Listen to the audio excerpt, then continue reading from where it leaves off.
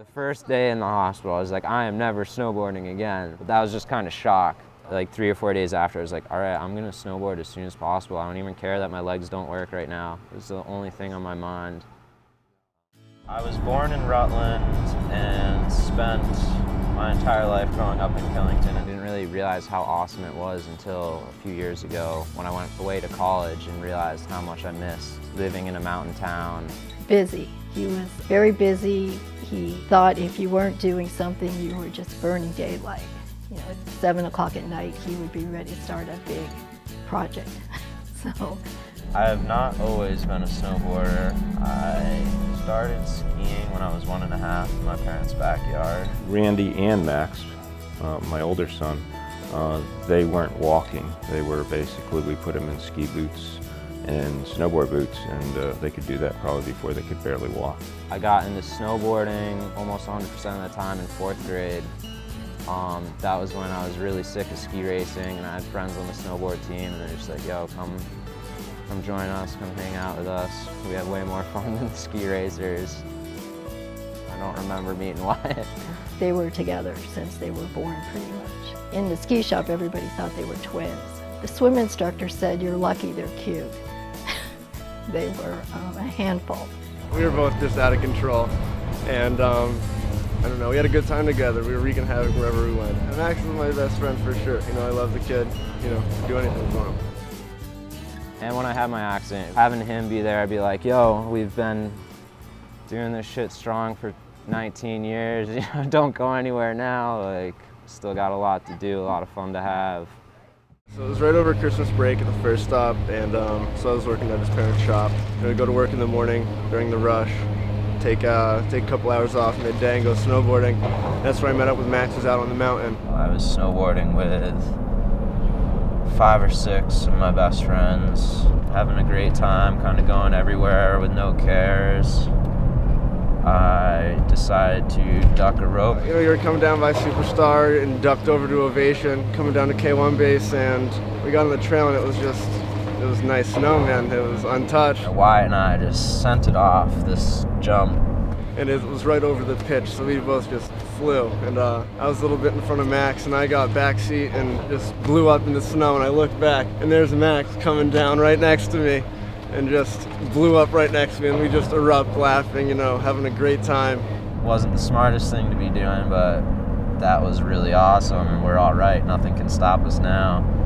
So I just took off down the hill, you know, and I got down to the bottom and looked back up, and Max was just in the snow down, you know, and I was like, oh, he just took a tumble of bail, he'll be good. And it was poor visibility. I was going way too fast at this point and ended up hitting a water bar right at the bottom of the trail. A water bar is essentially a ditch running diagonally across a ski trail, or, you know, really any open face of land, just to prevent erosion, so it'll trap the water and kind of run it across the trail in its own little river system. It had been windswept and windblown, so it went from like 2.5 feet of really nice powder just to frozen solid earth. So what looked flat was actually a 3-foot ditch that Max hit, and his body just buckled on impact. And I hit the snow and rolled over a few times and ended up getting stuck upside down with my head buried in the ground, my feet folded over top of me 90 degrees. We've all been pretty lucky with our injuries, you know, so I wasn't really too worried, but everything just seemed pretty okay. I thought it was gonna go right. And then we got up there, and it definitely it wasn't. My first reaction was to move my legs, and they didn't move.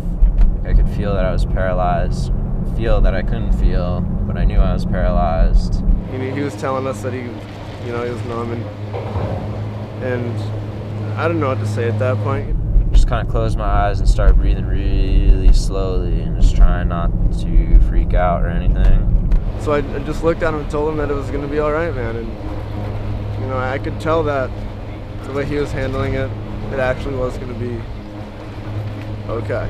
And, you know, obviously we had ski patrol right away after that happened, you know, but it was a long time, not like pinning it on them, but it was just seconds for like ever, you know? I wish I could remember this quote because it was something one of the ski patrollers said. It was something along the lines of the pain being so bad that you want to die, but the pain being so bad that you can't die and not to die. And it was that quote among a couple other things my friends said that really just helped me, you know, not give up right then and there. They just kind of took him down, and it was just weird watching him go away like that. It was really weird, even though I was going to go meet him at the bottom anyway, but... Well, Wyatt was working here, and I thought he was calling to say he was coming in late to work. And we just assumed it was the usual broken wrist, a finger, an ankle, something of that respect, so we didn't really panic. They said that he hurt his back, and they don't really know what's going on. They're not really telling us. So it was, you know, it was literally your worst phone call. Everything kind of just stops. And Max's dad, Bill, actually drove and beat the ambulance over to Rutland, so he was able to meet Max there. It was unusual because they wanted Max to be completely in charge of all the medical decisions. And when he did arrive, I wasn't allowed to see him, which was a very difficult thing for a parent, not being able to see your son, see what kind of condition he's in. And the hospital was very adamant about not letting me sit in the room with him because he was an adult. I think when I finally did get to see him, and they said they needed to either do an airlift or move him over to Dartmouth.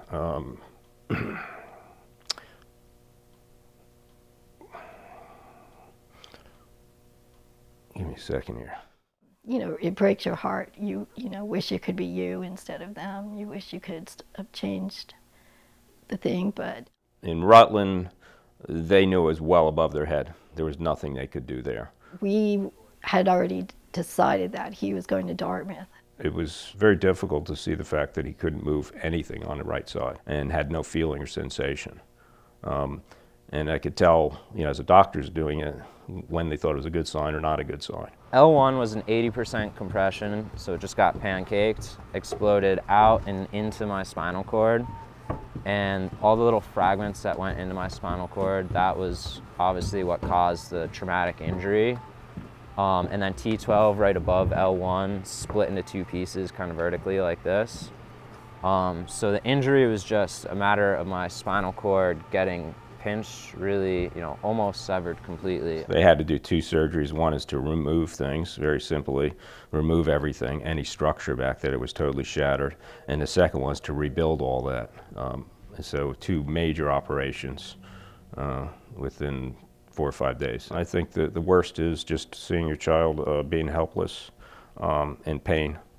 You know, he would just at points tell me he was in so much pain. He was coherent, but he was tired a lot, you know. Body takes trauma like that, it just wants to shut down and rest, you know, and you can't, like, expect anything else, you know. That's all you want him to do is sleep and not move, but, you know, he would want to be up and active too, and people wanted to see him. And it was, you know, it was great that he had so many visitors. There were always people there visiting him pretty much around the clock. Dartmouth went as far as they could. They replaced all the structure. From there, the choice was, okay, what do we do? We had to, you know, find a rehab facility, and an intense one where it was 3 sessions a day, pretty much 7 days a week. And Spaulding was recommended to us, and they had an opening come up. Wyatt's sister and her boyfriend were visiting me in Spaulding, and she just was sitting on the edge of the bed and kind of accidentally like got up and her hand brushed my foot. I was like, whoa! I felt that. And it was just like such a tiny thing to have a slight feeling, but to notice that, those were little tiny moments when I was like, all right, cool, things will be good eventually. I said, it's going to be just like KMS. You're going to start working out early in the morning, and you're going to work out until about 6 or 7 o'clock at night. And you know, you'll be tired, but it'll be a good tired. And the first time I sat on the edge of a bed, I had no sense of balance or equilibrium. There was definitely some level of fear. It was fear because I felt like I was gonna fall off the bed and hit my face on the floor and knock myself out or do something like that. I had an old Polaroid, And even when he was in the hospital at Dartmouth, I was taking Polaroid shots. And every time he could do something, go a little further, he would say, "I'll take a picture of this therapist or someone who was helping me with this." The first day I walked, it was between parallel bars, and it was pretty awkward, but just like picking up one foot and like setting it forward, but not really having control of it. You know, my knees were like kind of shaky, collapsing. They weren't pretty by any means, but I was moving under my own power, on my own feet. I think he saw the talent there and wanted to really get as much out of it as he could. Every time they said, we'll do this plank and we'll make you walk 2 feet, he'd say, "No, I want to go 4 feet." How far are we going, Max? About 30 feet past that corner. Really? Okay. I think the double doors down that way is 100 feet. Oh, wow. You know, he was making just leaps and bounds there, so it was exciting. Like every day it was something else that I feel like he was progressing through, which was really great. And I think at Spaulding, they appreciate the fact that here they have a patient that's willing to go a little extra and get better. And that was probably one of the best decisions that was made after the surgery, is to get him there. The people there were amazing. I had been connected with High Fives Foundation at that point. So they're a non-for-profit foundation based out of Truckee, California, and they serve to help people like me who get hurt doing something, whether it's skiing, snowboarding. You know, they were really stressing, stay in inpatient rehab as long as possible, because you really, once you're out of the hospital, aside from having High Fives, there's no support. The hospital is like, you could go home next week, but we recommend you stay another week just for more therapy. But I had to go home. I chose to go home. I was like. But at one point when he was in the hospital, in a bed and not moving, a friend of the family was there and point blank asked me on the side if I ever thought he would walk again. And I said, "No, he's going to snowboard." And that was Max's idea, not mine. You know, they told me, be prepared not to walk. It's like, I'm gonna walk. Can't tell me I'm not gonna walk. So when they told me I was gonna snowboard, it was partly just wanting to go back and snowboard and prove to the doctors that someone can have this traumatic injury and get back on the mountain. When he decided to go try it, months and months later, in the spring, I was like, you know what, if he wants to do it, great. But hurry up, because it only takes 30-second videos. Oh my god, oh my god, oh my god. Oh my god, oh my god, oh my gosh. Alright, we're okay, we're good. I cried, definitely. I mean, I had cried out of pain in the hospital, but I cried like tears of joy for sure. You know, at a time where I was only walking 100, 150 feet a day with a cane or walker, and then sitting in a wheelchair for the rest of the day, and then being able to stand up on a snowboard and make turns, can't describe it other than just being one of the most awesome days of my life. It's not just snowboarding, it's being active, it's biking, it's sailing, it's hiking. So I think it's more just being an athlete, you know. Snowboarding, he loves the mountains, and being out there is probably the biggest one, but just being athletic, I think, is important to him. Old one? Yeah, you got it up there? Yeah. It's in that goggle bag. No, I'm happy every day that when I can go out and snowboard with Max, and I think about it every day, and I love that we can snowboard together, and it makes me happy that he can snowboard again. You know, this is life part 2. You know, maybe not going exactly as planned, but he is moving forward. Should be graduating college soon, which will be great, and then he'll be pretty much on his own. Yeah, I think Max is lucky. The situation, you know, he broke his back and was temporarily paralyzed. He could have been permanently paralyzed. We're all lucky. We're all lucky every day for different reasons. You know, past is the past. There's no going back and changing anything. But you can affect the future. As cliche as it sounds, not to take shortcuts, because that trail was literally just a shortcut to get to my car a little bit faster. Could have gone down an open trail, went down a closed trail to save maybe a minute of my time, which compared to 44 days is nothing, and compared to a lifetime is really just not even a blink. I know I've come a long way from being paralyzed, so I'm pretty happy just to be making turns and doing what I'm doing.